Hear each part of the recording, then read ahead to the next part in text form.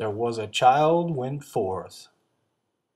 Poem by Walt Whitman. Video and art by Nolan, Owen, and Audrey. A production assignment for Butler County Community College. There was a child went forth every day. The first object he looked upon, that object he became.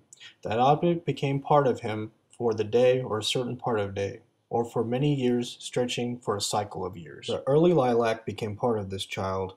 The grass and the white-red morning glories, and the white and red clover, and the song of the phoebe bird, and the third month's lamb, and the sow's pink faint litter, and the mare's foal, and the cow's calf, and the noisy brood of the barnyard or by mire of the pondside, and the fish suspending themselves so curiously below there, and the beautiful curious liquids, and the water plants with their graceful flat heads, all became part of him.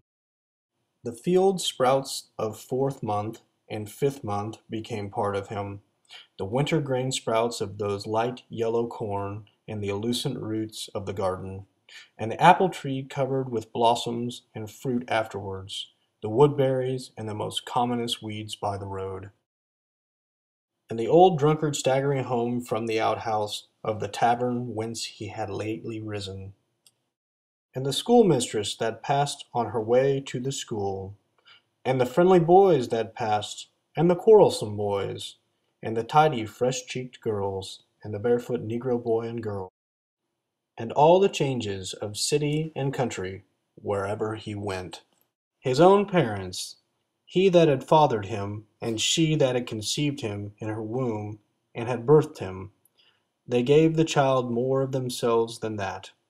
They gave him afterwards every day. They became part of him. The mother at home quietly placing the dishes on the supper table. The mother, mild words, clean her cap and gown, the wholesome odor falling off her person and clothes as she walks by. The father, strong, self-sufficient, manly, mean, angered, unjust. The blow, the quick, loud word, the tightened bargain, the crafty lure, the family usages, the language, the company, the furniture, the yearning, and the swelling heart. Affection that will not be gainsaid, and the sense of what is real, the thought, if after, all that should prove unreal, the doubts of daytime and the doubts of nighttime, and the curious whether and how.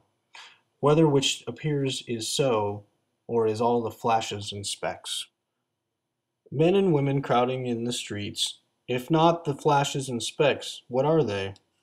The streets themselves and the facades of houses and the goods in the windows, vehicles, teams, heavy planked wharves, huge crossings at the ferries, villages on the highlands seen from afar at sunset, rivers between, shadows, the aureole and mist, light falling on the roofs and gables or white, brown 2 miles off.